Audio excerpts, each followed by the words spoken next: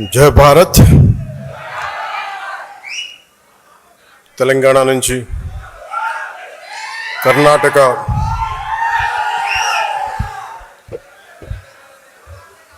కేరళ, తమిళనాడు, దాదాపు ఈ రాష్ట్రాల నుంచి ఇంకా యూపీ కొన్ని చోట్ల కూడా ఎక్కువ సంఖ్య లేకపోవచ్చే కానీ అది ఒక 25-50 అవ్వచ్చేమో కానీ తెలంగాణలో మొదలెట్టిన జనసేన ప్రస్థానం అటు కేరళ, కర్ణాటక, మహారాష్ట్ర,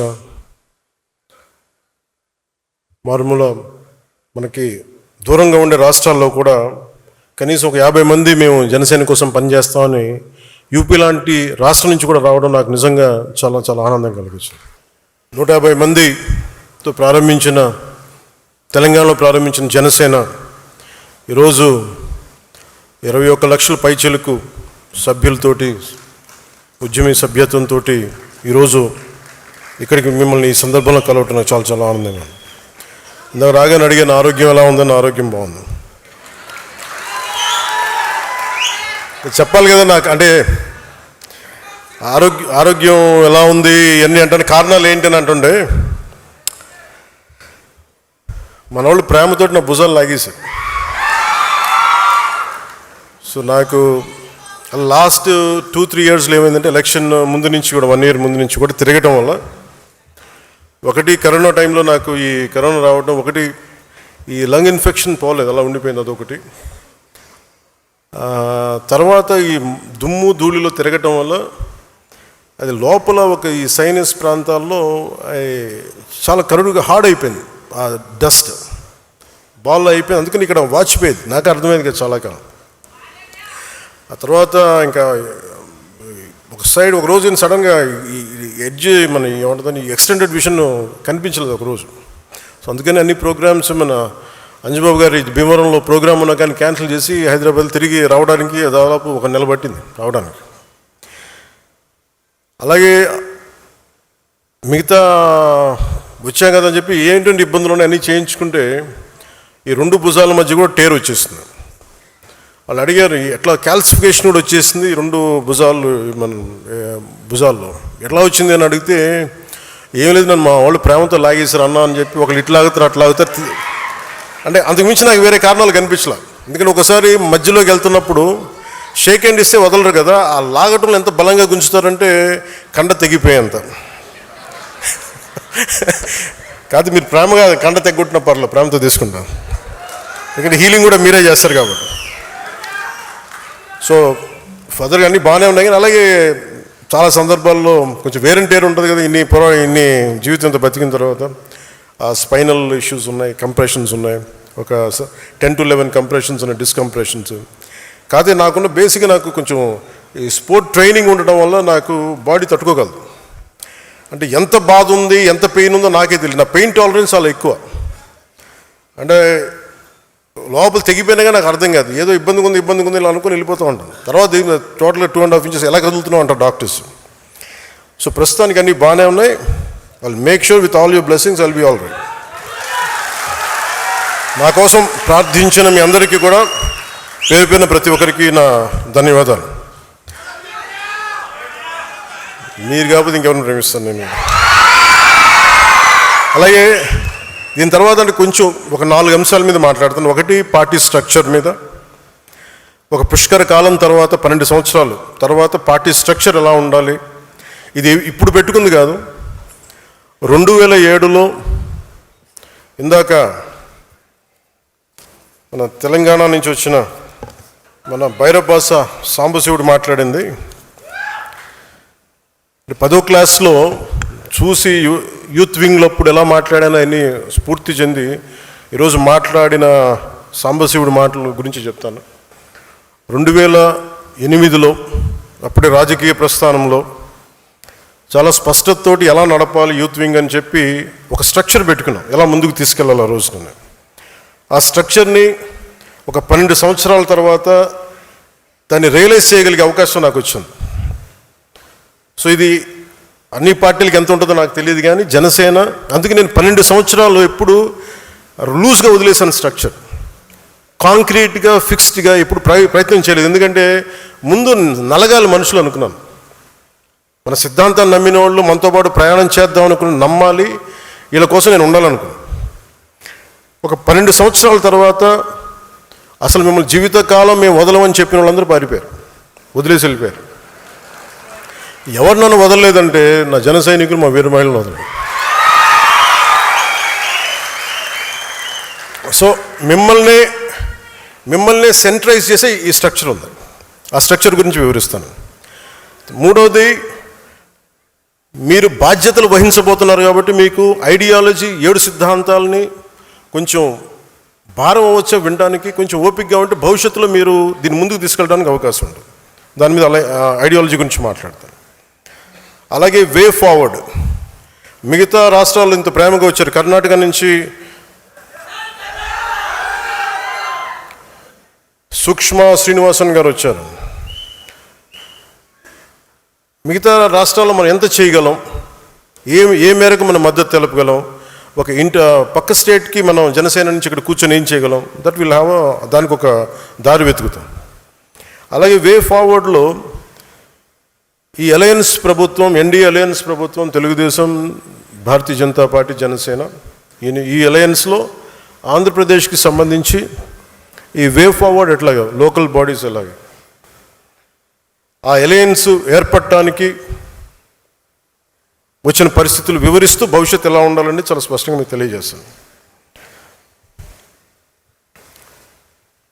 అలాగే భారతదేశం, మొన్న మోదీ గారు మెసేజ్ చూశారు అందరూ, దాన్ని జనసేన తరపు నుంచి మనం ఎలా ముందుకు తీసుకెళ్ళాలి, ఈ 2 మీకు తెలియజేస్తాను. ఈరోజు ఇన్ని వేల మంది జనసేన సాధకులతోటి సమావేశం కావడానికి ప్రధాన కారణం, జనసేన పార్టీని క్షేత్రస్థాయిలో ఇది నా పార్టీ అన్న భావంతో భుజాన మోస్తుంది మీరే. పార్టీ భావజాలాన్ని ప్రజల్లోకి తీసుకెళ్లి పార్టీ బలోపేతానికి కీలక పాత్ర పోషిస్తున్నది కూడా జనసేన సాధకులు, ఉద్యమీలు. నేను పార్టీ స్థాపించినప్పుడు నా వద్ద కేవలం ఒక భావజాలం, ఎలాంటి ప్రతికూల పరిస్థితులనైనా ఎదుర్కొనే ధైర్యం, ప్రజల జీవితాల్లో, సమాజంలో మార్పు తీసుకురావాలనే ఒక నిబద్ధత మాత్రమే ఉన్నాయి. ఆ సమయంలో నీ వెంట మేము ఉన్నామని నిలబడ్డ 150 మంది సన్నిహితులు కావచ్చు, నా జన సైనికులు కావచ్చు, నా ప్రాణం కావచ్చు, వాళ్ళే నిలబడ్డారు. ఈరోజు జనసేన వెంట ఐడియాలజీ, కరేజ్, కమిట్మెంట్ కలిగిన దాదాపు 20,000 మంది సాధకుల సమూహం నిలబడే ఉంది. దాదాపు 21.5 లక్షల పైగా జన సైనికులు, వీర మహిళల్ని ఉద్యమ సభ్యులుగా చేర్చి ఒక్కడిగా ప్రారంభమైన జనసేనని ఈ రోజున 21.5 lakhsతో బలమైన జన సైన్యంగా తీర్చిదిద్దడంలో మీ పాత్ర చాలా కీలకం. కేవలం ఆంధ్రప్రదేశ్, తెలంగాణనే కాకుండా తమిళనాడు, కర్ణాటక, కేరళ, మహారాష్ట్ర, ఒరిస్సా, ఉత్తరప్రదేశ్ రాష్ట్రాల నుండి కూడా దాదాపు 10,000 మంది పైగా ఉద్యమి సభ్యత్వం తీసుకున్నారు. జనసేన భావజాలం ఒక్క తెలుగు రాష్ట్రాలకి పరిమితం కాదు, మనది జాతీయ సమగ్రత, జాతీయ భావాలున్న పార్టీ. అందుకే ప్రతి ప్రాంతం నుండి మనకి ఆదరణ లభిస్తుంది. ఒక వ్యక్తికి పార్టీ సభ్యత్వం ఇచ్చి అతన్ని పార్టీ భావజాలం వైపు ఆకర్షించాలంటే ముందుగా మీలో బలమైన నాయకత్వపు లక్షణాలు ఉండాలి. మీలో ఆ లక్షణాలు ఉన్నాయి కాబట్టి ఈరోజు జనసేన పార్టీ కేవలం నాయకత్వంపై ఆధారపడకుండా సంస్థాగతమైన బలమైన జన సైనిక సమూహంతో ఎదిగే పార్టీగా అవతరించింది. అందుకే మిమ్మల్ని సాధకని పిలవాలని నిర్ణయించుకున్నాను. ఏదైనా ఒక కార్యాన్ని చిత్తశుద్ధితోటి, అంకిత భావంతో, లక్ష్యంతో సాధించేవారే సాధకులు. జనసేన లక్ష్యాన్ని సాధించే క్షేత్రస్థాయి నాయకత్వం మటుకు ఇక్కడున్న సాధకులది. నేను ప్రతిసారి ఒకటే మాట నిలబడి చెప్తా ఉంటాను, 1 man's courage makes a majority. ఈరోజు మీరు ఆ మాట నిజం చేసి చూపించారు. తేనెటీగల సమూహం కలిసి ఒక తేనెతిట్టుని నిర్మించినట్టే జనసేన సాధకులు, క్షేత్రస్థాయి నాయకులు కలిపి జనసేన పార్టీ నిర్మాణంలో ఒక కీలక ఘట్టాన్ని పూర్తి చేశారు. మొన్న వైజాగ్లో జరిగిన సేనతో సేన అనే సమావేశంలో ఒక జన సైనికుడు మాట్లాడుతూ, మా ఊరికి నేనే పవన్ కళ్యాణ్, ప్రతి సమస్యకి నీ దాకా రానన్నయ్య అని చెప్పినప్పుడు ఇది నేను కోరుకున్న పార్టీ నిర్మాణం అనిపించింది. విజయనగరంలో హుస్సేన్ అని ఒక ముస్లిం యువ జన సైనికుడు కార్పొరేటర్గా పోటీ చేశాడు. ఓడిపోయినా సరే అక్కడ ప్రజా సమస్యల పరిష్కారానికి కార్పొరేటర్ కంటే ఎక్కువగా కృషి చేస్తూ ప్రతి మంగళవారం ఒక సమస్యను అధికారుల దృష్టికి తీసుకెళ్లి పరిష్కరిస్తున్నాడు. అందుకే అతన్ని మంగళవారం హుస్సేన్ అంటారు. హుస్సేన్ లాంటి పోరాట స్ఫూర్తి ఉన్న వ్యక్తికి ఒక ఆయుధం ఇస్తే ఇంకా బలంగా పోరాడతాడు. ఆ ఆయుధమే జనసేన. ఇలాంటి వ్యక్తుల్ని నేను కోరుకుంటా ఉన్నాను. అలాగే తెలంగాణ నుంచి నల్లమల చెంచుపెంటకు చెందిన శివాని 18 ఏళ్ళ యువకుడు కావచ్చు, అరకు పాడేరు ప్రాంతంలో నక్సలైట్ అవుదాం అనుకున్న ఒక బాబురావు కావచ్చు, వీరికి రేపటిపై నమ్మకం కల్పించింది జనసేన. అది పర్టికులర్లీ వల్నరబుల్ ట్రైబ్ గ్రూప్ వర్ణానికి చెందిన బాబురావు ఈరోజు నక్సలిజం ఆలోచనలు వదిలి ప్రజాస్వామ్య వ్యవస్థపై నమ్మకం పెట్టుకుని జనసేన తరపున వార్డు మెంబర్గా గెలిచి ఉప సర్పంచ్గా ఎదిగాడు. ఇలా నన్ను కదిలించే సక్సెస్ స్టోరీస్ చాలా ఉన్నాయి. జనసేన అనేది ఒక రోజులో పుట్టింది కాదు, ఒక 25 ఏళ్లుగా నాలో రగులిన ఒక ఆలోచనలకి ప్రతిరూపం. నేను ఏ స్థాయి నాయకుడిని అవ్వాలని ఆస్తి జనసేన పార్టీ పెట్టలా, ఒక ముఖ్యమంత్రి అయిపోవచ్చు అన్న ఆలోచనతో పెట్టలా.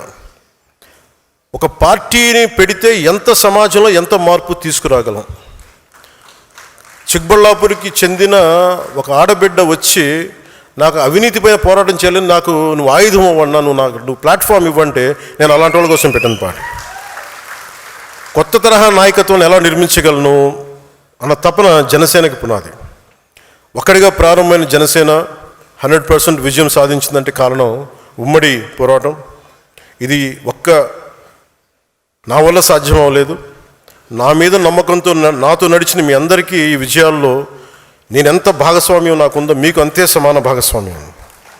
ఏ రాష్ట్రానికి వెళ్ళినా జనసేనకి ప్రత్యేకమైన గౌరవం ఉంది. పార్టీ మద్దతు కోరుతారు. అది మహారాష్ట్ర కావచ్చు, తమిళనాడు కావచ్చు, కర్ణాటక కావచ్చు. గత ఏడాది మహారాష్ట్ర ఎన్నికలు ప్రచారానికి వెళ్ళినప్పుడు ఎన్డీఏ అభ్యర్థులు మనం వెళ్ళిన చోట దాదాపు 95% స్ట్రైక్ రేట్ సాధించారు. జనసేన మద్దతు ఉపయోగపడిందని చెప్పినప్పుడు అది చాలా చాలా ఆనందాన్ని ఇచ్చింది. ఈ విజయం ఒక్క రోజులో రాలేదు. దశాబ్దన్నర కాలం పాటు మనం నలిగిపోయాం, వైఫల్యాలు చూసాం, గుండాలని ఫ్యాక్షన్ రాజకీయాలను తట్టుకుని ఇక్కడ దాకా వచ్చాం. ఈ మధ్యన పక్క రాష్ట్రంలో అక్కడ ఒక పార్టీ పెట్టి విజయం సాధించి ముఖ్యమంత్రి అవ్వగానే మన ఆంధ్రప్రదేశ్లో చాలామంది మీరు కూడా అలా చేసి ఉండాల్సిందని చెప్పి నాకు తెగ మెసేజ్లు పంపిస్తూ ఉన్నారు. ఊళ్ళో పెళ్ళికి ఏదో హడావుడి ఉంటారు కదా,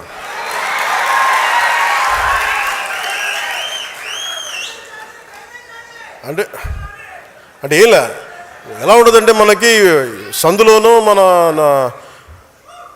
ఒక పెళ్లి జరుగుతూ ఉంటే మన ఊళ్ళో చిన్నపిల్లలు పరిగెడుతూ ఉంటారు అటు ఇటు, వాళ్ళ ఇంట్లో పెళ్ళి అనుకున్నట్టుగా. అరే ఆంధ్రప్రదేశ్ పరిస్థితులు వేరు.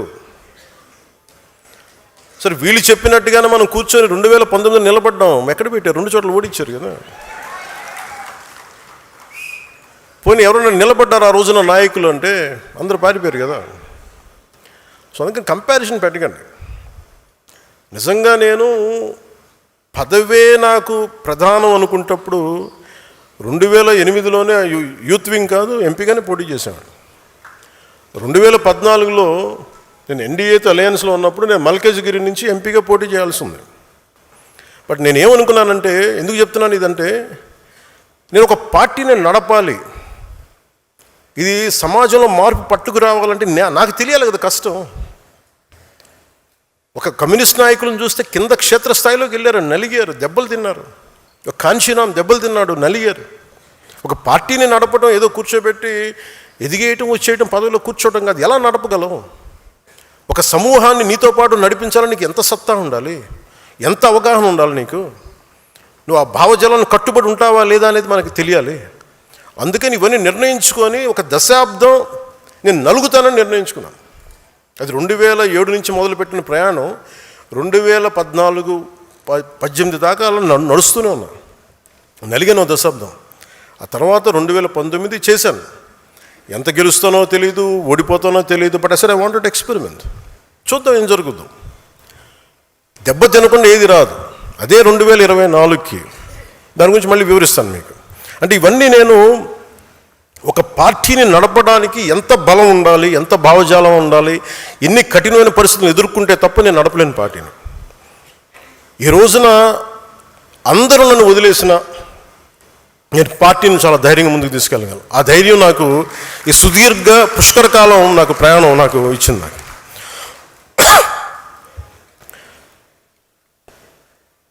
మీలో నుంచి నాకు బలమైన నాయకులు రావాలి, ఈరోజు 100 మందికి సభ్యత్వం నమోదు చేసే స్థాయికి ఎదిగారు. రేపు వారిని ముందుండి నడిపించే నాయకత్వ బాధ్యతలను కూడా మీరే తీసుకునేలా నాయకత్వ లక్షణాలను మీరు అలవర్చుకోవాలి. ట్రెడిషనల్ పాలిటిక్స్ వర్సెస్ జనసేన అనేది ఎలా ఉంటుంది? జనసేన పార్టీని మీరు దేశంలో ఏ ఇతర రాజకీయ పార్టీతో పోల్చలేరు. జనసేన ఒక లెఫ్ట్ వింగ్ కాదు, రైట్ వింగ్ కాదు, అది వామపక్ష భావజాలం కాదు, లేదంటే దాన్ని ఒక రైట్ వింగ్ ఐడియాలజీ కాదు. రెండింటిని ఉన్న మంచి ఆలోచనల్ని సమన్వయం చేస్తూ ఒక middle path committed ideology Janasena. నేను సిపిఎఫ్ అనే స్టార్ట్ చేసినప్పుడు ఒక భగత్ సింగ్ పెట్టుకున్నాను స్ఫూర్తిగా, చంద్రశేఖర్ ఆజాద్, సుభాష్ చంద్రబోస్, బాల్ గంగాధర్ తిలక్, ఝాన్సీ లక్ష్మీబాయి వంటి యోధులు స్ఫూర్తితో పాటు, పోరాట యోధుల స్ఫూర్తితో పాటు గాంధీజీ గారిను, ఒక నాని పాల్కీవాలా, లోక్నాయక్ జయప్రకాష్ నారాయణ్, అలాంటి సంఘ సంస్కర్తల ఆలోచనలు, నాయకుల ఆలోచనలు, స్వామి వివేకానంద, నారాయణ గురు లాంటి మహనీయులు వారి ఆలోచనలు, ఇలా అనేక అంశాలని సమన్వయం చేసి నిర్మించబడింది పార్టీ జనసేన. సో జాతి పోరాట స్ఫూర్తి, రాజ్యాంగ నిర్మాతల ఆశయాలు నిజం చేయడంతో పాటు భవిష్యత్ తరాల కోసం ఆలోచించే ఒక బలమైన భారత్ని నిర్మించడంలో మన వంతు కృషి చేయడం, అది జనసేన లక్ష్యం. ఉదాహరణకి కర్ణాటకలో కాంగ్రెస్ ప్రభుత్వం ఉన్నా, ఇక్కడ ఎన్డీఏ ప్రభుత్వం ఉన్నా, రైతులు, అటవీ ప్రాంత ప్రజలు ఏనుగులు దాడితే ఇబ్బందులు పడుతున్నారని తెలిసి కర్ణాటక ప్రభుత్వంతో చర్చించి కుంకి ఏనుగులు తీసుకురాగలిగామంటే జనసేన మాట్లాడితే అది మనల్ని విభేదించే కాంగ్రెస్ నాయకులైనా చాలా సెన్సిబుల్గా మాట్లాడితే పంపిస్తారని అనడానికి ఈరోజు మనకి ఆ కుంకి ఏనుగులు ఇక్కడ తీసుకురావడం. వ్యక్తులపై ద్వేషంతో రాజకీయాలు చేయదు జనసేన. ప్రజా సమస్యలపై పరిష్కారం మన ప్రథమ లక్ష్యం.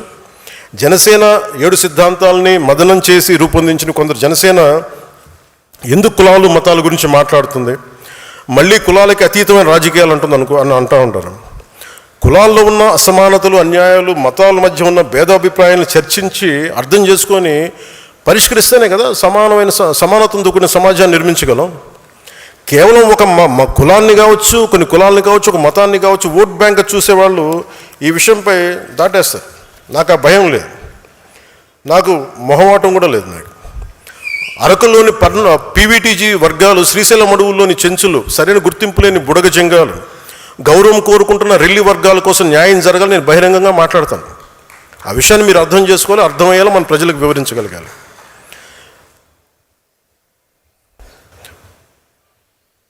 క్రియాశీలక సభ్యత్వం ప్రారంభించడానికి కారణం కార్యకర్తలు కేవలం జెండాలు మోయడానికి, సభలో హాజరు కావడానికి, ర్యాలీలు చేయడానికి కాదు. నా దృష్టిలో కార్యకర్తలే బలమైన పిల్లలు. మీరే దానికి మీరు లేకపోతే పార్టీ మనుగడకి కష్టం. అందుకని నేను మీకు సంబంధించి మీరు అండగా ఉండాలి, మిమ్మల్ని ముందుకు తీసుకెళ్ళాలి. దాంతో సమాజంలో మార్పుకి తొలి అడిగేసే సారథి ఉద్యమి, మన నాయకత్వానికి దృఢమైన పునాది ఉద్యమి, ప్రజల్లో చైతన్యానికి ప్రతీక ఉద్యమి, యువత సంకల్పానికి ప్రతిరూపం ఉద్యమి, మార్పును సాధించే నాయకత్వం ఉద్యమి, న్యాయం వైపు నిలబడే నిర్భయం ఉద్యమి, జనసేన ఉద్యమి వారధి ఉద్యమి. ఏ పార్టీ అయినా మీకు నిలబడిపోవాలి అంటే సంస్థాగతంగా బలపడాలి. ఆ సంస్థలు ఎలా ఉండాలి? నేను పార్టీ నిర్మాణం ఎప్పటికప్పుడు జరుగుతూనే ఉంది. It's one man driven party కాదు, ఒక కుటుంబం నడిపే పార్టీ అవ్వకూడదని నా లోపల నుంచి నేను కోరుకుంటా ఉన్నాను, గుండె లోతుల నుంచి. భవిష్యత్తు ఈరోజు నేను ఒక్కనే నడుపుతున్నాను, కానీ ఒక రోజున ఇది ప్యూర్లీ ఐడియాలజికలీ డ్రివెన్ పార్టీగా ఉండాలి. అందుకనే నేను ఇది మీ అందరికీ స్థానం కల్పించే పార్టీ కావాలి. సగటు మధ్యతరగతి మనిషి కూడా దీన్ని నడిపే స్థాయికి రావాలి. మధ్యతరగతి మనిషి విలువలు, వారి ఆలోచన విధానం పార్టీలో ఉండాలి. నేను ముందు పార్టీ పెట్టినప్పుడు నన్ను అర్థం చేసుకుంది, సిపిఎఫ్ని పెట్టినప్పుడు వామపక్ష భావజాలంతో ఉన్న ఒక హ్యూమన్ రైట్స్ లాయర్, కీర్తిశేషులు భువనగిరి చంద్రశేఖర్ గారు, అలాగే నేనంటే ఎంతో ఇష్టపడి ఒక గద్దర్ గారు, ఒక గుడిలో ఒక పూజారి, ఒక చెంచు యువకుడు, ఒక టిఫిన్ బండి, విజయనగరం ఒక టిఫిన్ బండి నడిపే యువకుడు, ఎక్కడో అమెరికాలో కూర్చున్న ఒక ప్రొఫెసర్, ఇలా ఒక్కళ్ళు కాదు అనేక డిఫరెంట్ గ్రూప్స్ నుంచి జనసేన భావజాలానికి ముందుకు వచ్చారు. నా దగ్గర ఉన్నది ఒక సమూహం, అది ఒక సేన, ఆ నిబద్ధతతో కూడిన సేన. దానిని నేను పార్టీని ముందుకు తీసుకెళ్ళాలి, ఎలా తీసుకెళ్లాలంటే ఫస్ట్ భావమే కాబట్టి ఆ భావాన్ని బలంగా పట్టుకునే వాళ్ళని ఫస్ట్ వాళ్ళ ముందు ఈ సమూహం ముందు ఉంటారు. వాళ్ళని నేను ఈరోజును జనసేన రక్షాదళ్గా చూడాలనుకుంటున్నాను. జనసేన ఏ ఉద్దేశంతో అయితే ప్రారంభించబడిందో, ఏ ఉద్దేశాలనైతే దారి తప్పకుండా కాపాడే సమూహం ఇది. అవసరమైతే క్షేత్రస్థాయిలో పోరాటం చేసే సిద్ధాంతం బలం కలిగిన సైన్యం ఇది. వీళ్ళకి అనుసంధానమైందే వాళ్ళకి ఫుట్ సోల్జర్స్ బ్లాక్, అంటే భావాన్ని పట్టుకొని కూర్చునే వాళ్ళు, అలాగే ఆ భావాన్ని అవసరమైతే క్షేత్రస్థాయిలో నిలబడి పోరాటం చేయగలిగే వాళ్ళు నిర్వాహక్ దళ్. అలాగే దీన్ని ఒక పొలిటికల్గా ముందుకు తీసుకెళ్లాలంటే, ఒక పొలిటికల్ బ్లాక్గా చూడాలంటే పరిపాలక దళ్. అంటే రక్షాదళం, నిర్వాహక దళం, పరిపాలక దళం. ఒక ideological block, foot soldiers block and political block. ఈ పిరమిడ్ మీదే ఈ స్ట్రక్చర్ ఉండబోతుంది. జనసేన భావజాలాన్ని రక్షించే రక్షాదళం, జనసేన ఆలోచనలు క్షేత్రస్థాయిలో అమలు చేసే నిర్వాహక దళం, వీటిని పరిపాలనా వ్యవస్థలోకి తీసుకెళ్లే పరిపాలక దళం. నేను మెంబర్ టు లీడర్ అన్నప్పుడు నా ఉద్దేశం ఏంటంటే, ఇది అందరికీ ఒక వేదిక కావాలి. ఎవరైనా ఎక్కడి నుంచి అయినా సరే ఒక నాయకుడిగా ఎదగగలగాలి. అది పంచాయతీ నుండి పార్లమెంట్ వరకు కార్యకర్త నాయకుడిగా ఎదగడానికి అవకాశాలు ఉండాలి. కానీ సడన్గా ఎవరు తీసుకొచ్చారు, మా ఇంట్లో ఉంటాడు, నాతో పాటు చాలా క్లోజ్గా ఉంటాడు, వాళ్ళకి పదవి ఇచ్చండి, వాళ్ళు ఇవ్వడం కుదరదు. ఎందుకంటే నాతో పాటు ఉన్న 10 మందిని కూడా నేను 10 ఏళ్ళు పరీక్షించాను. ముందుగా మీరు క్షేత్రస్థాయి కార్యకర్తలుగా ప్రయాణించాలి, తర్వాత నాయకులు కూడా నాకు ఎలాంటి అభ్యంతరం, but you have to go through the process. ఆ ప్రాసెస్ని పొలిటికల్ ప్రాగ్మాటిజం పోకూడదు, కోర్ జన సైనిక భావజాలం నింపాలి. చాలామంది నాకు చెప్తూ ఉంటారు, అన్న మీకోసం మేము పనిచేస్తాం, పార్టీ కోసం పనిచేస్తాం, మా పదవులు అవసరం లేదు, మేము క్షేత్రస్థాయి సైనికులుగానే ఉంటాం, కానీ మీలో కెపాసిటీ ఉంటే మీరు ఎదగాలి. దానికి స్పష్టమైన విధి విధానాలు పెడదాం. ఎంతకాలం ఎన్ని కార్యక్రమాల్లో పాల్గొన్నా ఏం చేసాం అన్నదానికి ఒక వ్యవస్థ ఉంటుంది. ఈరోజు నేను ఎమ్మెల్యే అయి ఉండొచ్చు, రేపు కాకపోవచ్చు, కానీ మనం ఆర్ఎస్ఎస్ నుంచి నేర్చుకోవాల్సింది, బీజేపీ నుంచి నేర్చుకోవాల్సింది ఒకటి ఉంది. ఐడియాలజికల్ ఒక వింగ్కి, బ్లాక్కి వాళ్ళ పదవులకు సంబంధం ఉండదు. నేను బిఎల్ సంతోష్ గారిని చూశాను, ఆర్ఎస్ఎస్ని జనరల్ సెక్రటరీగా ఉండి ఆయన రాజ్యసభ సభ్యుడిగా ఉండి అయిపోగానే మళ్ళీ ఒక కార్యకర్తకి వెళ్ళిపోయారు ఆయన. ఇది నేను ఆర్ఎస్ఎస్లోను బీజేపీలో ఎక్కువ చూస్తూ ఉంటాను. సో ఈరోజు మన జనసేన ఆ స్ఫూర్తిని తీసుకోవాలి. అలాగే పరిపాలక దళంలో మాత్రం మన ఐడియాల నుంచి వచ్చిన వాళ్ళు అయి ఉండొచ్చు, బయట నుంచి వచ్చిన వాళ్ళే ఉండొచ్చు. ఉదాహరణకి మన మనోహర్ గారు ఉన్న కాంగ్రెస్ నుంచి వచ్చారు, కానీ జనసేన కోసం బలంగా పనిచేశారు. వారికి అదే మనం బలమైన గౌరవిస్తాం. అందుకే మెంబర్షిప్స్ కూడా సాధక్, ఉద్యమి, ప్రదాతను పెట్టినట్టే ఈ విభాగానికి కన్వీనర్స్, కో కన్వీనర్స్ ఉంటే వారికి సంధాత అని పేరు పెట్టాం. విభాగాలు ఉన్నాయి. ఝాన్సీ వీర మహిళా విభాగం, Seva Dal, legal wing, Shataghni digital regiment, logistics wing, అది ప్రోగ్రామ్ కమిటీస్. ప్రతి విభాగానికి ఒక ఇన్ఛార్జ్ ఉంటారు. ఆ విభాగానికి మనం పెట్టే పేరు సంధాత. సో ప్రతి విభాగానికి, ప్రతి నియోజకవర్గానికి ఒక ఇన్ఛార్జ్ ఉంటారు. 5 మంది నాయకుల సమూహం ఉంటుంది. వారిలో ఎక్కువ బాధ్యతను తీసుకోగలిగే వ్యక్తే పరిపాలక దళంలోని జిల్లా మన నియోజకవర్గం ఇన్ఛార్జిగా పెడతాం. అతనితో పాటు ఒక ట్రెజరర్ ఉంటారు, కోశాధికారి ఉంటారు, ఒక సెక్రటరీ, 2 ఆర్గనైజింగ్ సెక్రటరీస్ ఉంటారు. స్థానికంగా ఉండే వివాదాల పరిష్కారం కోసం వివాద విమోచన మండలి ఉంటుంది. అది ప్రతిసారి ఏదైనా అక్కడ కొట్టుకోగానే అన్న నువ్వు నాకు చెప్తా ఉంటారు, సార్ ఇట్స్ ఎండ్ ఆఫ్, చాలు, ఇంక ఇప్పుడు దాకా చేసిన చాలు, ఇంకా స్థానికంగా మీరు నా దాకా తీసుకొస్తే మీరే నాయకులు. అందుకని వారి కోసం ఒక వివాద విమోచన మండలి నియోజకవర్గ స్థాయిలో ఉంటుంది. ఇలా ఒక పూర్తి పార్టీ సంస్థాగత నిర్మాణాన్ని చేయనున్నాం. మీరు లీడర్స్ అవ్వాలనుకుంటే గుర్తుంచుకోవాల్సింది అందరూ ఎమ్మెల్యేలు, ఎంపీలు కావడం కాదు, పార్టీలో మీ స్థానం కూడా చాలా ముఖ్యం. నేను మొదటి 30 నియోజకవర్గాల్లో నేనే ప్రారంభిస్తాను. ఈరోజు నేను అనౌన్స్ చేయడానికి లేను, నేనే మొదటి 30 నియోజకవర్గాల్లో. అలాగే డీలిమిటేషన్ వస్తే ఈ రోజున ఆంధ్రప్రదేశ్లో ఎక్కువ నియోజకవర్గాలు అవుతాయి, పార్లమెంట్ నియోజకవర్గాలు పెరుగుతాయి. అన్నింటినీ దృష్టిలో పెట్టుకొని ఈ స్ట్రక్చర్ పెట్టాను. ప్రతి మీటింగ్లో ఇది నిర్ణయించే ఎవరినైతే మనకి అక్కడ ఆ నియోజకవర్గానికి ఇన్ఛార్జ్గా పెడతామో ఆ ప్రతి మీటింగ్లో మొదటి విడత నేనే కూర్చుంటాను. 6 నెలల్లో నేను మీతోటి మిమ్మల్ని తీసుకొని సాధకులతో మాట్లాడి, కీలకమైన ఉద్యమ సభ్యులతో మాట్లాడి, మీ ఇన్పుట్స్ తీసుకొని మన అందరితో మాట్లాడి ఇంక చేసిన తర్వాత ఈయన ఇన్ఛార్జ్ అన్నప్పుడు అందరూ ఆయనతో పనిచేయాల్సిందే. ఆయన మన కోసం పనిచేయాల్సిందే. అంతేగాని కూర్చోబెట్టి అది బయట వ్యక్తి పార్టీల నుంచి రావచ్చు, మన పార్టీ నుంచి ముందు నుంచి ఎదిగిన వాళ్ళు కావచ్చు, ఏదైనా. అంతేగాని పాయింట్ ఆఫ్ కాంటాక్ట్ మేము ఇవి చేసాం అవి చేసామంటే ఏదైనా సరే మీరు ఎంత నిలబడ్డారు. చాలామంది పదవులు తీసుకొని మెంబర్షిప్ చేయడానికి 10 మంది కనీసం వాళ్ళకుందా లేదో మెంబర్షిప్, నాకు డౌట్ వస్తుంది. కొంతమంది చూస్తాం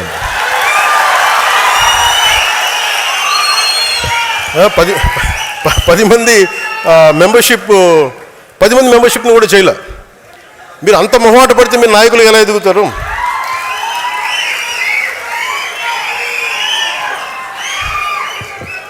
అంటే మీ అరుపులు ఎంత కోపం ఉందో నాకు అర్థమవుతుంది.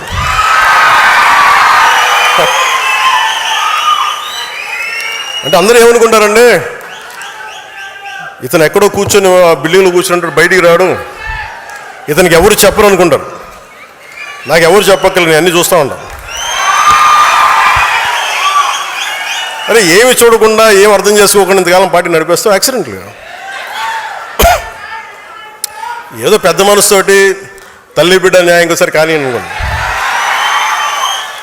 సో దీంట్లో జనసేన మీరు రేపొద్దున తీసుకున్నప్పుడు జనసేన సిద్ధాంతాల గురించి కొంచెం మీకు చెప్పాలి. అంటే మీరు మీరే తిట్లు తింటారు. మీ వాడికి కన్ఫ్యూజన్ ఉంది, ఒకరోజు సనాతన ధర్మం అంటాడు, ఇంకో రోజు ఆ కులం అంటాడు, ఇంకో రోజు ఇది అంటాడు. అలాగే బిడ్డ మీకోసం అన్నీ చెప్తాను నేను. అంటే జనసేన ఎప్పుడు కులాల గురించి మతాల గురించి మాట్లాడద్ది. అంటే నేనేం చెప్పాను, మనకున్న 7 సిద్ధాంతాల్లో కులాలని కలిపే ఆలోచన విధానం, మతాల ప్రస్తావన లేని రాజకీయం. అసలు ఇలా కుదురుద్దా అంటారు. ఒక ఉన్నతమైన ఆశయం పెట్టుకుంటాం. అంబేద్కర్ గారు చెప్పినట్టుగా కాస్ట్ అనలైజేషన్, కుల నిర్మూలన జరగదు ఈ దేశంలో, అదొక ఆశ అంతే. ఈరోజు మాట్లాడితే ఒక కులం ఇంకో కులపు వాళ్ళని అంతర్గతంగా ఇంటర్ కాస్ట్ మ్యారేజెస్ చేసుకుంటే కుల నిర్మూలన జరగదు.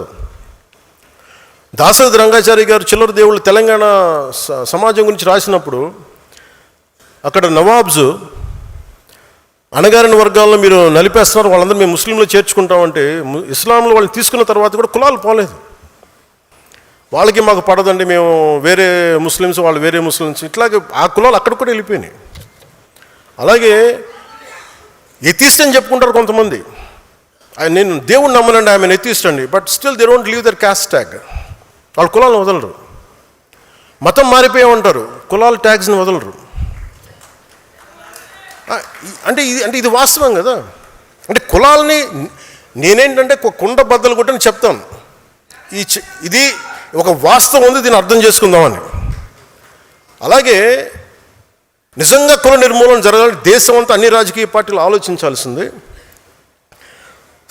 బీసీ సాంఘిక సంక్షేమ వసతి బాలికల గృహం, ఎస్సీ ఎస్టీ బాలికల గృహం, ఎస్సీ బాలుల గృహం.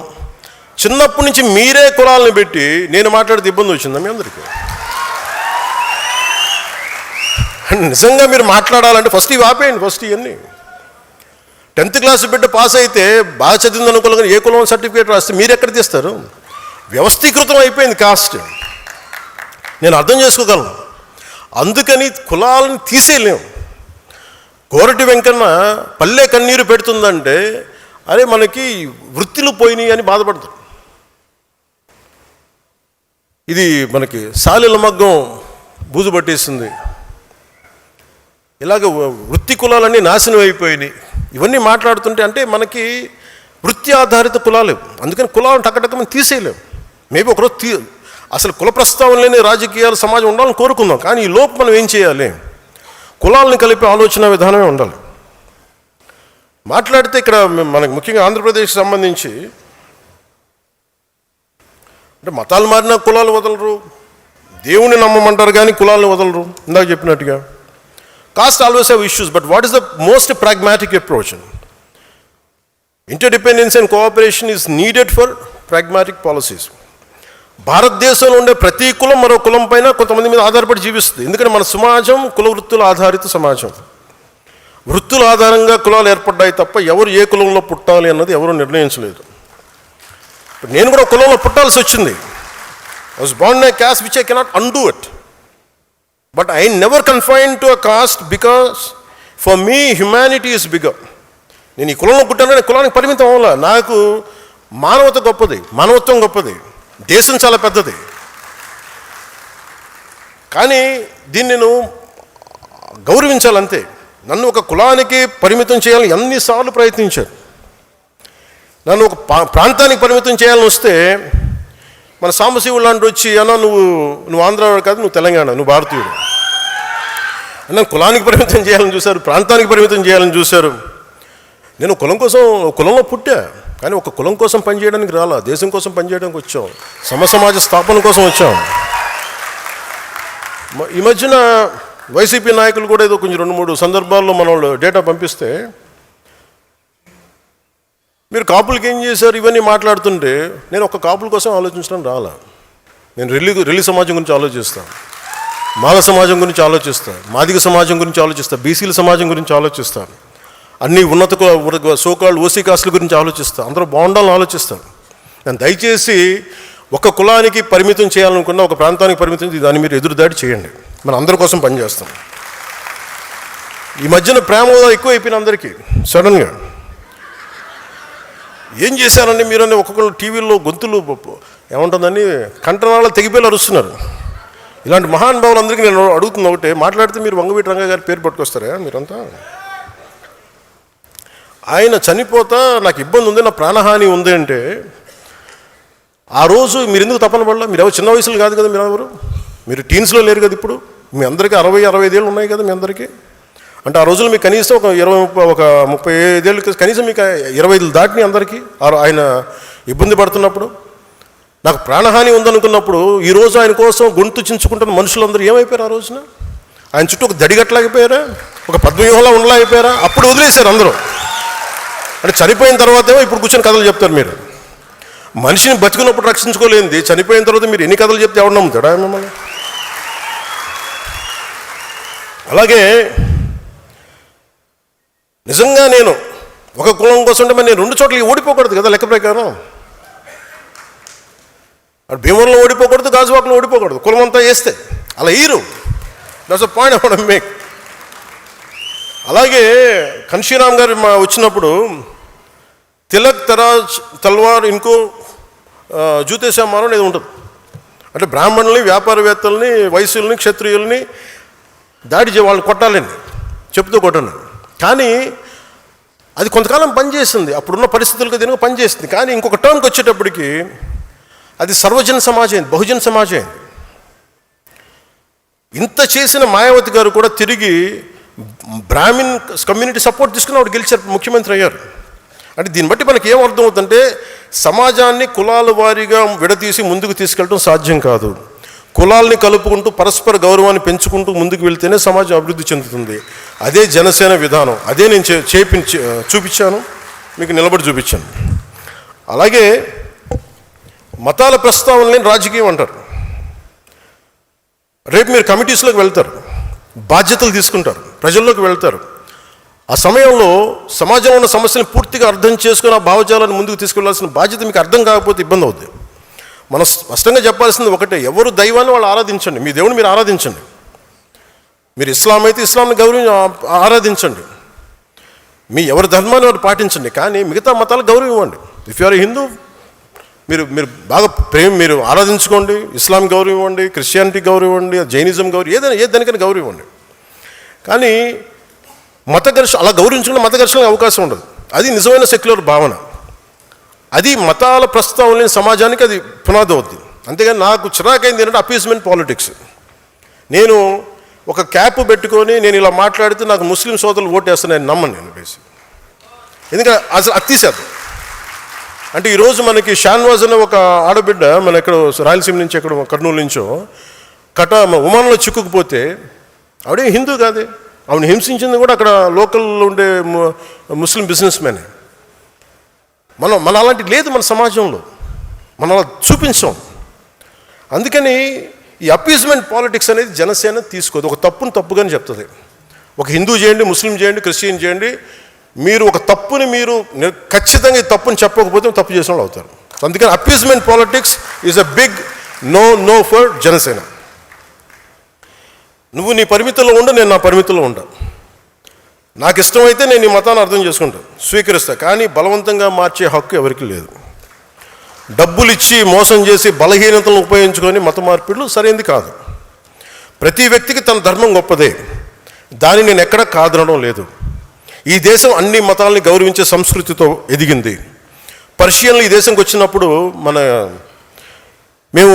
మీరు ఎలా ఉంటారు, మీరు బయట వాళ్ళు అంటే మేము పాలలో పంచదారలో కలిసిపోతాం. ఎలా ఉంటారంటే ఆయన పాలు తెమ్మని చెప్పి చిన్న పంచదార వేసి ఇలా కలిసిపోతాం, మరింత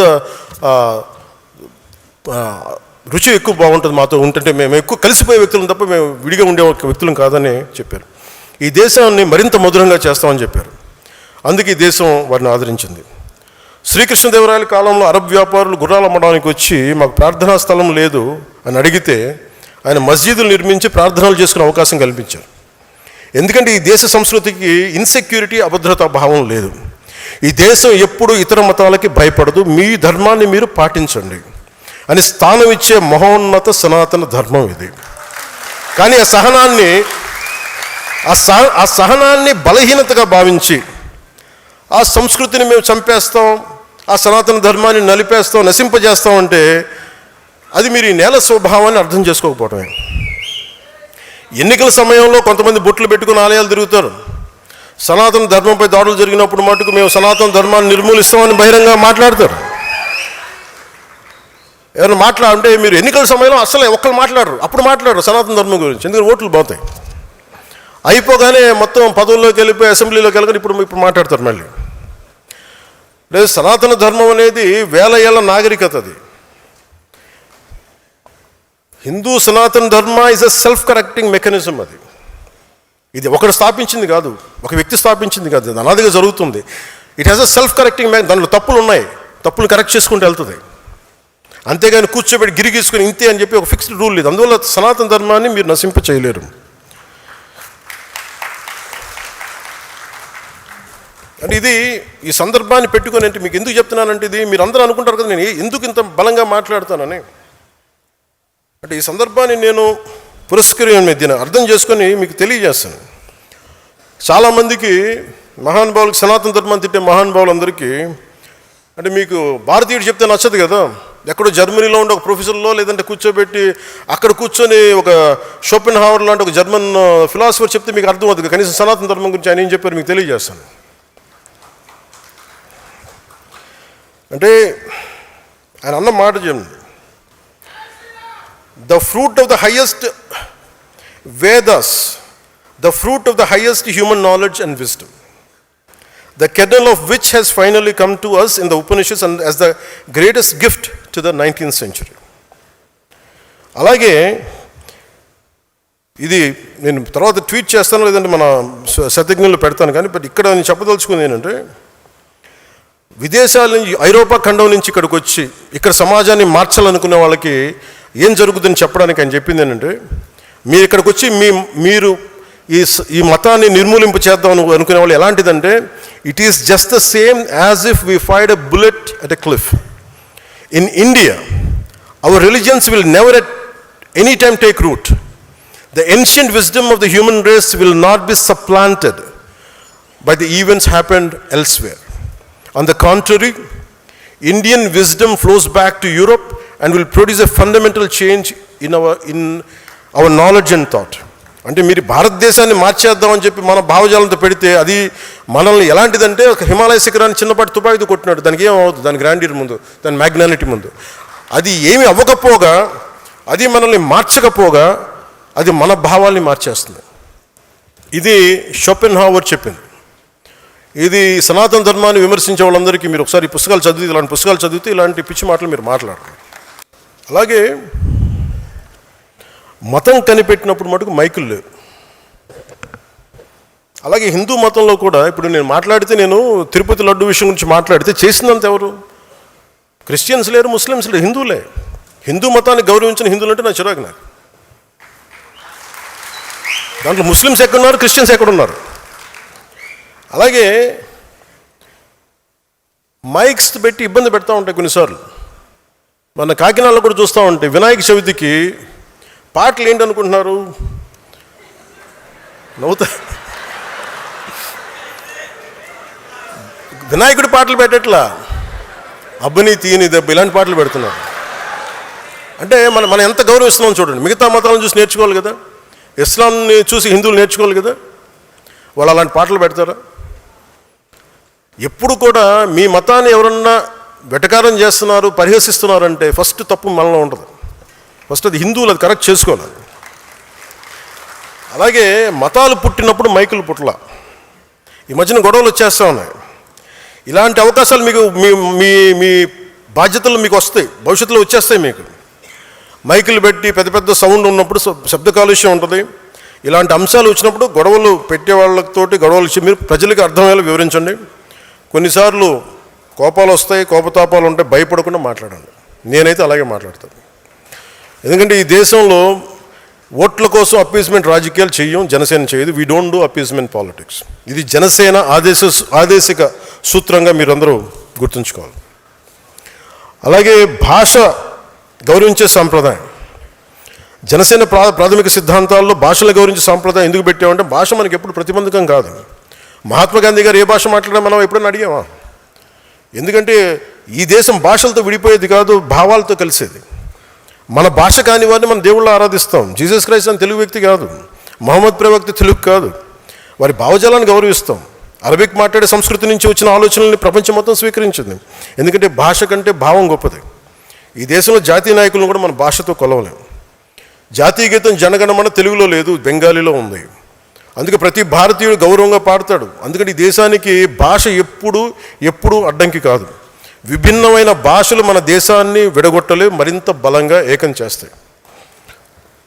యువత మన మధ్య చిన్న స్పర్ధలు పెట్టి భాషలతోటి మనల్ని విడగొట్టాలని చూస్తారు.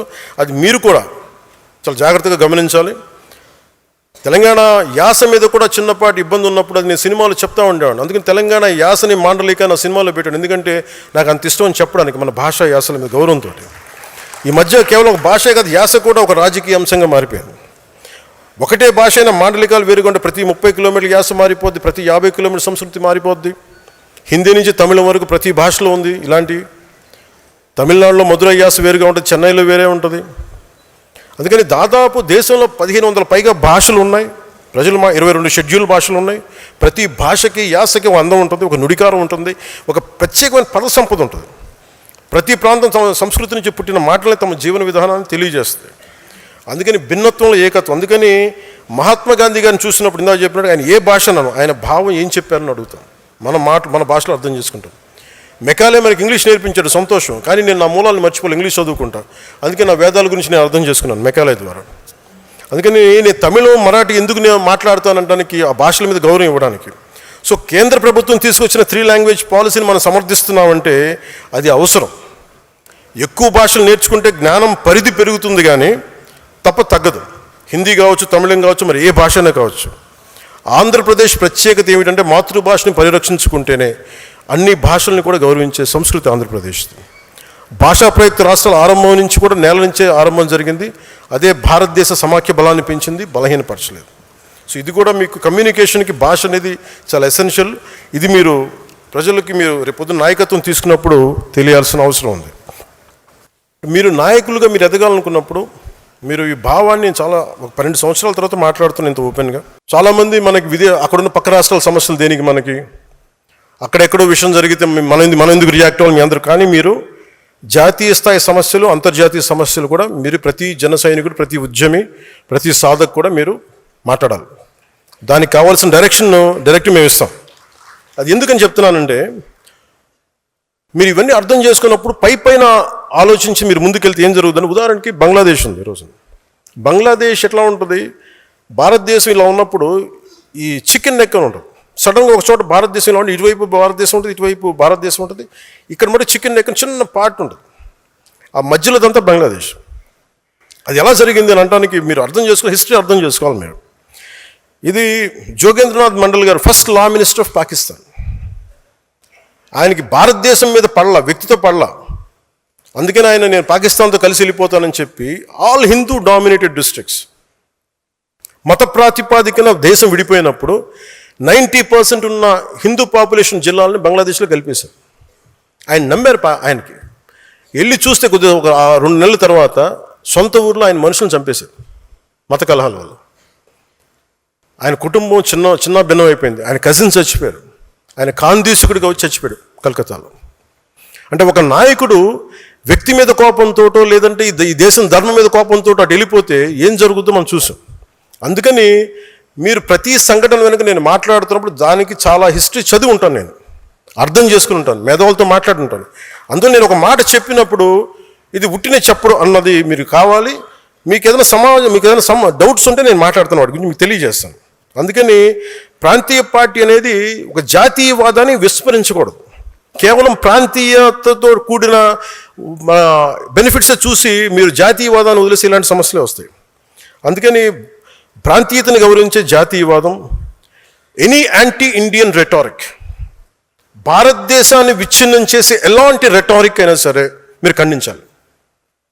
మీకు మోదీ గారి మీద కోపం ఉంటే ఆయన తిట్టండి, బీజేపీ మీద కోపం ఉంటే ఆయన తిట్టండి, జనసేన మీద తిట్టుంటే కోపం ఉంటే తిట్టండి. కానీ దీంట్లో దేశాన్ని బలహీనపరిచే ఒక్కళ్ళు మాట్లాడినా మీరు ఖండించాలి. ముక్త కంఠంతో ఎదురు దాడి చేయాల్సిందే. There is no escape to it. ఎందుకంటే భారతదేశపు సమగ్రతని భంగం కలిగించే ఒక్కళ్ళు మాట్లాడినా, ఒక గొంతు మాట్లాడినా 1,00,000 గొంతులు లేకపోవాలి పైకి, 1,00,000 గొంతులు. ఎక్కడో ఇరాన్లో యుద్ధం జరిగితే, ఇరాన్లో ఒక నాయకుడు చనిపోతే, ఇక్కడ మచిలీపట్నంలో, గుంటూరులో, హైదరాబాద్లో ప్రదర్శనలు జరుగుతాయి. మరి అలాంటిది అమెరికా ఇజ్రాయెల్ ఘర్షణలో వస్తే వామపక్ష పార్టీలు మాట్లాడతాయి. సౌత్ అమెరికాలో ఒక లాటిన్ కంట్రీ నుంచి ఒక నాయకుడిని తీసుకెళ్ళిపోతే ఇక్కడ వామపక్ష పార్టీలకు బాధ వస్తుంది. వాళ్ళందరికీ ఇంత బాధ కలిగినప్పుడు మన దేశం గురించి మనకి గొంతెత్తకపోవడం తప్పు వద్దు మనం. అందుకే బెంగాల్లో ఎందుకు చెప్తున్నాడు, బెంగాల్లో హిందువులపైన దాడులు జరిగి మనకు సంబంధం ఏంటని మీరు అనుకోకండి. అలాగే అసంబద్ధంగా కానీ తప్పు ప్రకారం కానీ ఒక ముస్లింలపైన దాడి జరిగిన, క్రిస్టియన్లపైన దాడి జరిగిన అంతే సమానంగా స్పందిద్దాం. నేను ఎప్పుడు కూడా హిందువుల మీద దాడి జరిగితే మాట్లాడిన అలా చెప్పట్లా. బేసిక్ మనకి ప్రిన్సిపల్స్ మీద మీరు మన డైల్యూట్ కాకండి. ఇవన్నీ హిస్టారికల్ బ్లండర్స్ వల్ల జరుగుతాయి. ఇలాంటి కవి సమ్రాట్ విశ్వనాథ సత్యనారాయణ గారు చెప్పినట్టుగా అన్ని అనర్థాలకి మూలం మానవ ప్రవృత్తి హేతువు కానీ, అతని కులం కానీ, మతం కానీ, ప్రాంతం కానీ కాదు, వ్యక్తి నైజమే ముఖ్యం. అందుకే ఏ మతం ఏ ధర్మం అనే దానికంటే కూడా జాతీయ సమగ్రతకి, సంస్కృతికి ఇబ్బంది కలుగుతుందా లేదా అన్నది మటుకు ఆలోచించారు. ప్రాంతీయ సరిహద్దులు చిన్నవి, ఆంధ్ర అనే సరిహద్దు వరకు మీరు పరిమితం కాకండి. అమరావతి రైతులు కూడా చెప్పాను, మీరు జై అమరావతి అనకండి, జై ఆంధ్ర అనండి. ఎందుకంటే అంటే మీరు జై అమరావతి అనే కొద్దీ మీ కష్టం మీ 30 ఎకరాలకు వెళ్ళిపోతుంది, 33,000 ఎకరాలకు వెళ్ళిపోతుంది. మీరు జై ఆంధ్ర అన్నప్పుడు 5 కోట్ల మంది ప్రజలకు వెళ్తుంది, మీ బాధ తెలుస్తుంది.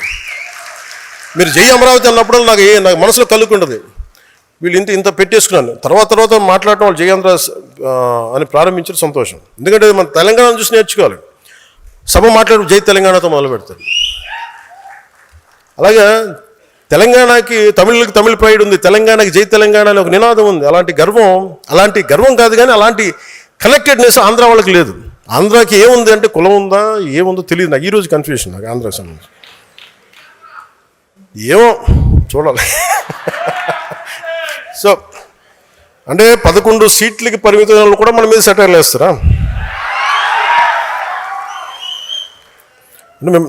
నేను ఎక్కువ మాట్లాడిన వాళ్ళ గురించి కాదు, వాళ్ళు ఒకేసారి చేరంటే కొంచెం చిరాగా వస్తుంది కదా మనకు కూడా, చాలా ఆపన్నాయని.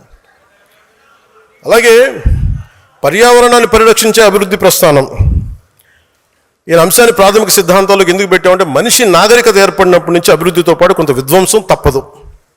ఒక ఇల్లు కట్టుకోవాలంటే భూమి తవ్వాలి, కొన్ని క్రిములు చచ్చిపోతాయి, అందుకే భూమి పూజ చేస్తాం, క్షమించమని భగవంతుని. అందుకే జనసేన తీసుకునేది green activism, not militant green activism. It has to be regulated. మన అవసరాలు తీర్చుకోవాలి, కానీ అవసరాలు ప్రకృతిని పూర్తిగా నాశనం చేసే విధంగా ఉండకూడదు. మనం తిండి గింజలు పండించాలి, ఇల్లు కట్టుకోవాలంటే కొంత భూమి తవ్వాల్సిందే. సంస్కృతిలో భూమి పూజ చేస్తాం, శాంతి పూజ చేస్తాం. ఒక తలుపు, ఒక ఫర్నిచర్ చేయాలి, కుర్చీలు కావాలంటే ఒక చెట్టు నరకాల్సి రావచ్చు. మనం కూర్చుని హాల్ నిర్మించాలంటే కొంత ప్రకృతి విధ్వంసం తప్పదు. మనం వాడుతున్న ప్లాస్టిక్, నీళ్లు తాగే బాటిల్స్, ఇవన్నీ కూడా కొంత ప్రకృతి వనరుల దోపిడీ ద్వారానే వస్తాయి. సో ఏం చేయాలి వీటన్నిటికంటే, how do we regulate the exploitation of our own forest and resources and nature అన్న ఆలోచన విధానం మనకు రావాలి. కొంచెం బాధ్యతగా ఉండాలి. ఒక చెట్టు నడితే కనీసం మనం 100 చెట్లు నాటగలగాలి. మనం చాలా విషయాలు తిరిగి తెచ్చుకోగలం, కానీ తాగే నీళ్లు, స్వచ్ఛమైన గాలి ఒకసారి కలుషితమై తిరిగి తెచ్చుకోవడం చాలా చాలా కష్టం. And I want to be very conscious about nature. పర్యావరణ విషయంలో మనందరం చాలా జాగ్రత్తగా మనం చేయగలిగేది మనం ఖచ్చితంగా చేద్దాం. ఒకవైపు పుణ్యం వస్తే నదుల్లో స్నానం చేస్తాం, లేదంటే అదే నదుల్లో మరోవైపు మురుగు కాలువలో కలిపేస్తున్నాం. మన ద్వారా మన దగ్గర అవగాహన లోపించింది. ఆ పర్యావరణాన్ని పరిరక్షించిన బాధ్యత జనసేనలోని ప్రతి ఒక్కరికి రావాలి, తద్వారా సమాజానికి వెళ్ళాలి. అలాగే కొన్నిసార్లు యురేనియం లాంటిది అవసరం అవుద్ది, ఎంత జాగ్రత్తగా తీయాలి, ఎంత బాధ్యతగా వెళ్ళాలనేది కూడా భవిష్యత్తులో మనం చూసుకుంటూ ఉండాలి. వుడ్ బ్యాంక్స్ ఉండాలి.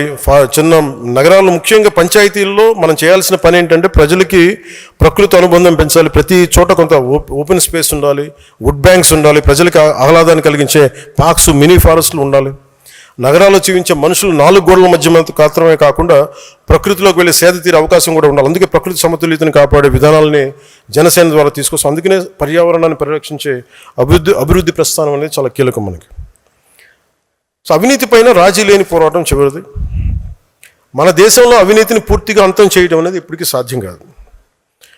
ఇందాక సోదరి కర్ణాటక నుంచి వచ్చి మాట్లాడుతుంటే అవినీతి పైన రాజీ లేని పోరాటం చేయగలం, అంతేగా నిర్మూలిస్తాం సంపూర్తిగా అంటే ఎందుకు? మనం పోరాటమే చేయగలం, ఒక నియంత్రించడానికి పని చేయగలం తప్ప పూర్తిగా తీసేయడం కుదరదు. అంటే problem is issue in the human being. అంటే ప్రజలు ప్రభుత్వ కార్యాలయాలకు వెళ్తే లంచం లేకుండా పని జరగాలి. ఒక యువకుడు ఉద్యోగం కోసం డబ్బులు పెట్టాల్సిన పరిస్థితి ఉండకూడదు. ఒక కాంట్రాక్టర్ నాణ్యమైన పని చేయాలంటే రాజకీయ నాయకులు కమిషన్ ఇవ్వాల్సిన పరిస్థితి ఉండకూడదు. నేను బాధ్యతలు స్వీకరించిన వెంటనే నా కార్యాలయంలో పిఆర్ ఆర్డీ తీసుకున్న తర్వాత కార్యాలయంలో పనిచేసే సిబ్బందికి అవినీతిగా దూరంగా ఉండే చర్యలు తీసుకున్నాం. పంచాయతీరాజ్ శాఖలో గతంలో ప్రతి రేట్ కార్డు ఉండేది ప్రతి ఉద్యోగానికి. అసలు 10,000 మందికి ఒకేసారి ప్రమోషన్ ఇచ్చాం. దానికి పాపం గత ప్రభుత్వ పాలకులు చాలా బాధపడిపోయారు, చాలా డబ్బు పోయింది వాళ్ళకి.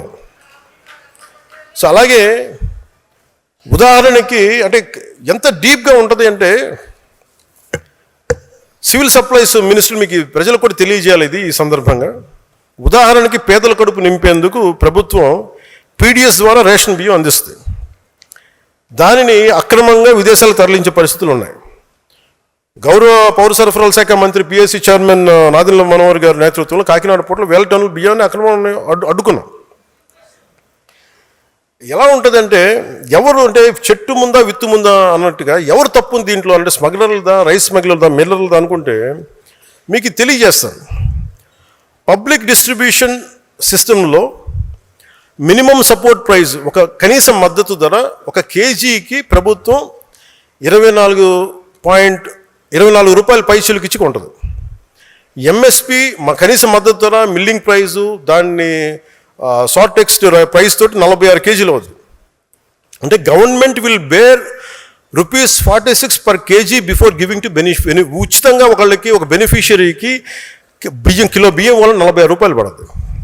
కానీ బెనిఫిషియరీ ఏం చేస్తున్నారు, అది తనకు తింటం ఇష్టం లేక ఏది కారణాలు ఏదైనా కావచ్చు, కానీ దాన్ని 5 కేజీలు తన కోటాన్ని 14-20 రూపాయలు తనకు ఉట్టినే వచ్చిన బియ్యం 14-20 రూపాయలు చొప్పున ఇచ్చేస్తాడు 5 కేజీలకి. అది 100 రూపాయలు రావచ్చు, లేదంటే 70 రూపాయలు రావచ్చు. ఎంత అంటావు? ఏమో నీకు బాగా తెలిసి ఉంటావు, నీకు అర్థమవుతుంది కదా. సో బెనిఫిషియరీకి 14 వచ్చింది, స్మాల్ లెవెల్ బ్రోకర్కి, రేషన్ షాప్ డీలర్కి దాని మీద ఇంకో 16 రూపాయలు, 25 రూపాయలతో 2 రూపాయలు, 5 రూపాయలు అదనంగా వేసుకొని అమ్మేస్తాడు. చెప్తున్నా 2,000 రూపాయలు, 5,000 రూపాయలు, నేను అథారిటేటివ్ గవర్నమెంట్ ఇన్ఫర్మేషన్ చెప్తున్నాను. 2,000 రూపాయలు, 5,000 రూపాయలు మెట్రిక్ టన్నుకి వాళ్ళు సంపాదిస్తారు. ఇంకా చెప్పరే రాని మీడియం లెవెల్ బ్రోకర్స్ 20 నుంచి 27 రూపాయలు కేజీకి వాళ్ళు చేస్తారు, 10 రూపాయలకి అమ్మిన దాన్ని. అది మెట్రిక్ టన్నుకి 28,000 నుంచి 33,000కి వీళ్ళు వ్యాన్ ద్వారా, చిన్న ట్రక్ ద్వారా సెల్ చేస్తారు. వ్యాన్లో 3 నుంచి 5 మెట్రిక్ టన్నులు ఉంటుంది. ఇప్పుడు మీరు చెప్పిన బిగ్ ట్రేడర్స్ వీళ్ళందరూ కలిసి ఒక లారీకి 25 మెట్రిక్ టన్నులు అనుకుంటే 2.5 నుంచి 3.5 లక్షలు తీసుకుంటారు. 250 మెట్రిక్ టన్నులు దీనికి. ఎండ్ యూజ్ ఎట్లా వెళ్ళిపోతుంటే rice millers, fish feed, poultry industries, mixing with commercial rice, export markets including foreign trade, beverage industries. ఒక్కొక్క షిప్లో ఎలా వెళ్తే 40,000 మెట్రిక్ టన్నులు వెళ్తే బల్క్ స్కామ్ ఇది. ఒక షిప్కి 4 నుంచి 5 కోట్లు స్కామ్ చేస్తారు ఒక షిప్కి. మనం సీజ్ ద షిప్ అంటే 6 వారాలు ఆఫ్ చేయగలిగాం. 5 వారాలు సార్, 5 వారాల ఒక 5 వారాలు ఆఫ్ చేయగలిగాం. ఎందుకంటే మళ్ళీ జాతి దాంట్లో నిజంగా ఎక్స్పోర్ట్ చేసే రైస్ కూడా ఉంటుంది. అంటే ఇంత కష్టంగా ఉంది, కానీ రాజీ లేకుండా పోరాటం చేస్తాం. మరి ఇలాంటి దానికి ఏం చేయాలి అంటే ఫండమెంటల్ పాలసీ మార్చాలి. అది కేంద్ర ప్రభుత్వంతో కూర్చుంటామా, మిగతా ప్రభుత్వాలతో కూర్చుంటామా, అసలు కేంద్రం దీన్ని దృష్టిలో పెట్టాలి. సో అందుకని ర్యాండమ్గా మీరు ఒక నినాదం కింద చేసేయకండి. ఇది ఎందుకు చెప్తున్నాను అంటే, ఏ సందర్భంలో చెప్తున్నానంటే, ఇది మేము అవినీతిపైన రాజీ లేని పోరాటం అంటే వీ హ్యావ్ టు పరిష్కారాలు ఎతకగలగాలి. ఇది ఎందుకు ఉత్పన్నమైంది, ఎందుకు వచ్చిన సమస్య, దీన్ని ఎలా సర్దగలం, దాని మీద మనం ముందుకు తీసుకెళ్ళాలి. అందుకని మీరు ఈ అవినీతిపైన రాజీ లేని పోరాటానికి మీరు నిజంగా ఈ ప్రజలకు సగటు మనిషికి ఇబ్బంది అవుతుంది అనుకున్నప్పుడు, ఒక చిన్నపాటి ఇల్లు కట్టుకోవాలనుకున్న మేము లంచాలు అడుగుతుంటే ఎదురు తిరగాల్సిందే, ఇవ్వమని మొరాయించాల్సిందే. దానికి జన సైనికులు, దానికి సాధకులు కానీ ఉద్యములు కానీ మీరు నిలబడాలి. మీరు అండగా ఉంటేనే ప్రజల్లో మార్పు వస్తుంది. దానికి మీకు అండగా ఉంటాం మీరు చేస్తే. ఓకే, ఇంక చివరిలో నేను మాట్లాడగలిగేది అలయన్స్ది. జనసేన అలయన్స్ ఎలా స్టార్ట్ అయింది? ముఖ్యంగా మొన్న తమిళనాడు ఎలక్షన్స్ వచ్చి ఆయన ముఖ్యమంత్రిగా నన్ను చంపేస్తారు అందరం. దాని పరిస్థితులు వేరు, మన పరిస్థితులు వేరు. అంటే ఎందుకు చెప్తా అంటే, దాని పరిస్థితులు వేరు, మన పరిస్థితులు వేరు. మన అలా రాలా. నేను ఒక పార్టీని ప్రజలకి మార్పు తీసుకురావాలన్న దాంట్లో వచ్చాను. నేను గద్దర్ గారిని చూసాను దగ్గరుండి, నక్సలిజంని చూసాం. ఒక ఆశయాన్ని నమ్మి వెళ్ళిపోయి చాలా బలమైన యువత చనిపోతే చాలా బాధ కలిగింది. అంటే ఒక భావజాలాన్ని తీసుకెళ్లేటప్పుడు పదవులు వీటన్నిటికంటే కూడా భావజాలాన్ని పట్టుకోవాలని ఒక దాంతో దాకా తీసుకొచ్చాను. ఇది తీసుకొచ్చినప్పుడు అంటే నేను ఇక్కడ ఉన్న నాయకులందరూ ఉన్నారు. మీ అందరికీ మొన్న ఎలక్షన్ తర్వాత మీ అందరూ ఒక మైండ్లో ఒకటి ఉంది. ఆ రోజే కనుక 2024లో మీరు తెలుగుదేశం వెళ్ళకుండా ఉంటే చాలా బాగుండేది అని నా చెవులు ఊదర కొట్టేస్తున్నారు. నేను దానికి కారణం చెప్తా. అంటే నేను చాలా ఆలోచించి తీసుకున్న నిర్ణయం. 2019లో వెళ్ళాం. వాటన్నిటితో పాటు నాకు ఆ రోజు చాయిస్ ఉండింది ఒంటరిగా వెళ్ళడానికి. ఎందుకంటే దానికి ముందే మనం మచిలీపట్నం చేసాం, 10 లక్షల మంది వచ్చారు జనం. ఒక కష్టపడి పని ఆయనతో నాకు ఆయన కొన్ని అంశాలను నేను కొన్ని విభేదించి ఉండొచ్చు. కొన్ని అంశాలతోటి నేను కూర్చోబెట్టి మాట్లాడతాను ఈ రోజుకి. అలాంటిది ఆయన జైల్లో పెట్టినప్పుడు అది ఒక కీలకమైన పరిస్థితి అది. ఎందుకంటే ఆంధ్రప్రదేశ్కి ఎప్పుడూ సమస్య. చెన్నై నుంచి విడిపోయాం, కర్నూలుకి వెళ్ళాం, కర్నూలు నుంచి హైదరాబాద్కి వెళ్ళాం, హైదరాబాద్కి వెళ్తే ఇక్కడ లేదు. పోనీ ఇక్కడైనా ఓకే తెలంగాణలో గొడవ ఉంది, ఆంధ్రప్రదేశ్ మనం తమిళనాడులో గొడవ ఉంది, పోనీ ఇక్కడైనా బాగుంటారా అంటే 3 రాజధానులు అంటారు. ఉన్న రాజధాని నచ్చదు, 12 బోర్ గన్ను ఏదో ఉంటుంది. ఇవన్నీ అంటే నేను అనేది ఆంధ్రప్రదేశ్కి ఎప్పుడూ ఒక ఏకత్వం లేదు. అలాంటిది నేనేం చేశాను, నిర్ణయం తీసుకోవాలంటే నేను స్వార్థంగా వెళ్ళిపోయి ఉండొచ్చు. నాకు చాయిస్ ఉండింది ఆ రోజున. ఆయన కలిసినప్పుడు నేను జైలు నుంచి బయటకు చేంజ్ చెప్పి ఉండొచ్చు, బయటికి రావాలని నేను కోరుకుంటున్నాను, వారికి మా మద్దతు ఉంటుందని చెప్పి నేను ఇండివిజువల్గా వెళ్ళిపోయి ఉండొచ్చు. కానీ నాకు మనసుకు అలా అనిపించలే. పాప ఆయన జైల్లో చూసాం, అరే ఇన్ని కష్టపడ్డాడు పాపం ఈయన కూర్చోబెట్టి నాకు ఏమనిపించింది, నాకు ఓన్లీ జైల్లో ఆయన కలిసి బయటికి వచ్చే దారే ఉంది. ఇది గోల్డెన్ అవర్. ఒక ఇది ఆంధ్రప్రదేశ్ ఇంటెన్సివ్ కేర్లో ఉంది. ఆ రోజు తీసుకునే నిర్ణయమే కీలకం. అప్పటికి మేము ఈ కరోనా వల్ల దీనివల్ల బీజేపీ మేము ఖచ్చితంగా ముందుకు తీసుకెళ్ళలేకపోతున్నాం. ఒక రోడ్ మ్యాప్ లేదు. ముందు నుంచి అడుగుతూ ఉన్నాం, రోడ్ మ్యాప్ లేదు. నాకేమనిపించింది, ఇంకొకసారి కనుక వైసీపీ ప్రభుత్వం వస్తే ఈసారి ఎవరిని బతికినివ్వరు, ఇంట్లో ఆడపిల్లలను లాగేస్తారు వీళ్ళు. నేను అప్పటికి చూశాను పరిస్థితులు. మాజీ ముఖ్యమంత్రి భార్యనే వీళ్ళు ఇలా తిడుతున్నప్పుడు, సతీమణి ఇలా తిడుతున్నప్పుడు, నా ఇంటి మీద ఇలా మాట్లాడుతున్నప్పుడు, పదవులు వీటన్నిటి గుర్తింపు వీటన్నిటికంటే కూడా రాష్ట్ర సుస్థిరత, 5 కోట్ల మంది ప్రజల సుస్థిరతకి నేను ఓటేశాను. ఆ నిర్ణయం తీసుకున్నప్పుడు చాలామంది తెలుగుదేశం నాయకులు దాన్ని, ఆయన జైల్లో ఉన్నప్పుడు కూడా నా దగ్గరికి వచ్చారు చాలామంది. అన్న మాకు మా నాయకుడికి చెప్పన్నా, ప్రధానమంత్రి గారు చెప్పన్నా, అందరం కృషి చేసాం, తెలుగుదేశం పార్టీ నాయకులు కృషి చేసాం, అందరం కృషి చేసాం, బయటకు వచ్చాం, కనీవిని ఎరుగని మెజారిటీలతో ప్రభుత్వం వచ్చింది. అలయన్స్లో ఇబ్బందులు లేవా అంటే కొన్ని ఉన్నాయి. కాదు, అది మెజారిటీ పెద్ద సమస్యలు కాదు కానీ ఉన్నాయి. నేను అర్థం చేసుకోగలను అదంతే, కానీ అది మీరు నాకు తెలియదు అని మటుకు అనుకోకండి. నాకు తెలుసు మెజారిటీ బాగానే ఉంది, కానీ అక్కడక్కడ కొంచెం సమస్యలు ఉన్నాయి. ఆ సమస్యల్ని మేము ఒక కమిటీ చూసుకుంటుంది. ఆ కమిటీ కూడా నిర్ణయించుకోలేకపోతే ఎట్టి పరిస్థితుల్లో కూడా మీ ఆత్మగౌరవాన్ని తాకట్టు పెట్టే పని అయితే నేను చేయను. ఎందుకంటే నేను మాట ఇచ్చాను, ప్రజల తాలూకు సుస్థిరత నిలబెడతాను. కానీ మీరు ఇబ్బంది పడి మీ ఆత్మగౌరవానికి మీరు ఇబ్బంది పడి గౌరవం లేని చోట మీరు ఇబ్బంది పడకుండా చూసే బాధ్యత నాది.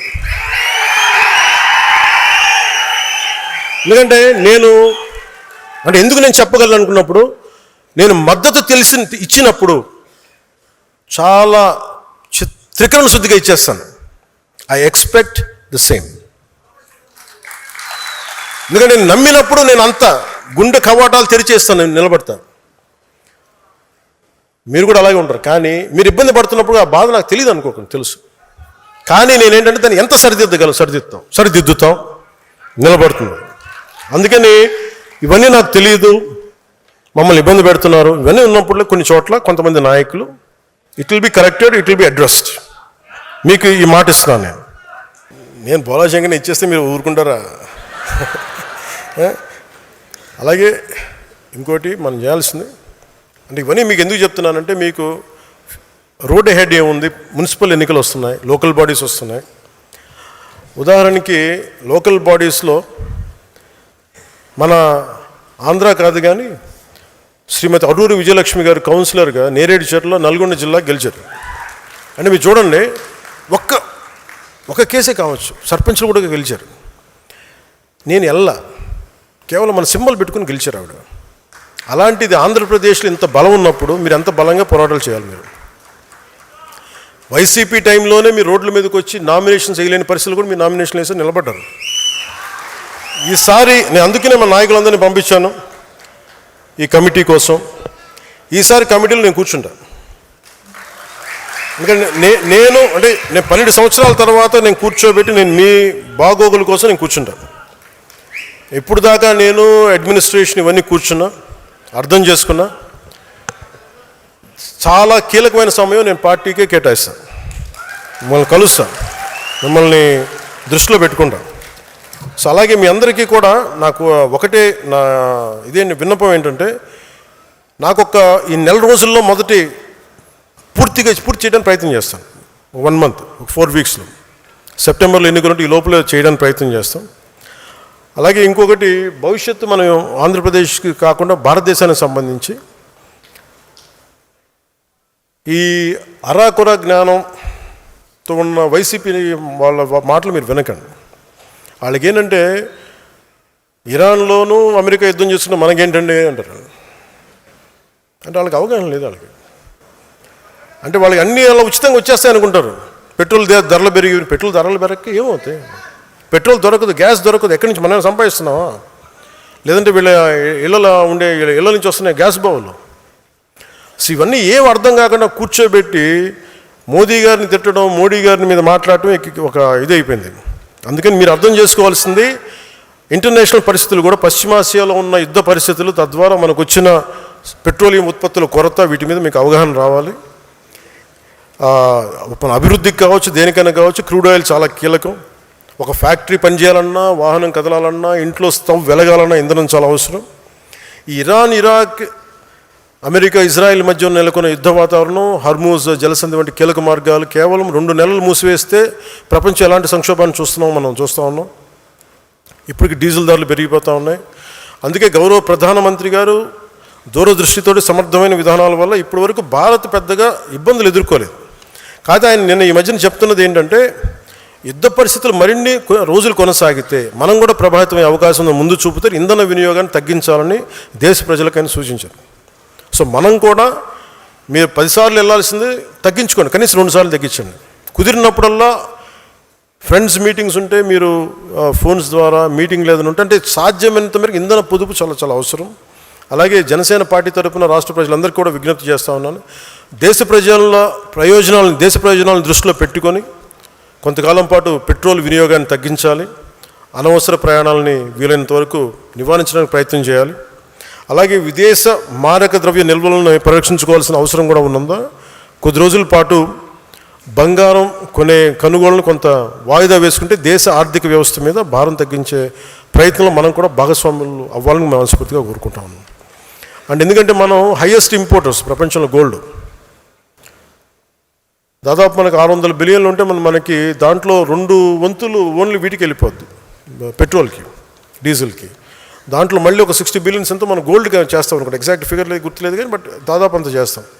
సో దీనివల్ల ఏమైపోతుందంటే మనకి విదేశీ నిల్వలు లేకపోతే మటుకు మనం రూపాయికి విలువ తగ్గిపోయి ధరలు పెరిగిపోతాయి. అందుకని ప్రధానమంత్రి గారు చెప్పిన ఈ సూచనల్ని మన సాధ్యమైనంత మేరకు మీరందరూ కూడా ప్రజల దృష్టికి తీసుకెళ్ళి కొంత ఇంధనాన్ని కొంచెం పొదుపు చేసే విధంగా జీవన విధానం ఉండాలి మనస్ఫూర్తిగా మీరు కోరుకుంటూ, మీకోసం భవిష్యత్తు ఈ లోకల్ బాడీస్ని దృష్టిలో పెట్టుకొని కూటమి ప్రాముఖ్యతని ప్రతి ఒక్కరు గుర్తించాలి.